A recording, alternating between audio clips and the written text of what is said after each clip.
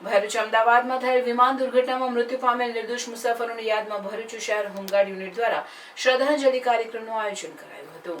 આ કાર્યક્રમમાં જિલ્લા કમાન્ડર સંજય કાયસ્થ તથા ઓફિસર કમાન્ડર મનોજ રાણા ઉપસ્થિત રહ્યા હતા અને બંને અધિકારીઓના માર્ગદર્શન હેઠળ ભરૂચ હોમગાર્ડ યુનિટના જવાનોએ દુર્ઘટનામાં જીવ ગુમાવનાર આત્માઓને મૌન પાડી મીણબત્તી પ્રગટાવી શ્રદ્ધાંજલિ આપી હતી। ઘટનાના દર્દભર્યા પળોમાં સમાજના સુરક્ષા દળે સંવેદના વ્યક્ત કરી હતી અને દુઃખની ઘડીમાં એકતાનો સંદેશ આપ્યો હતો।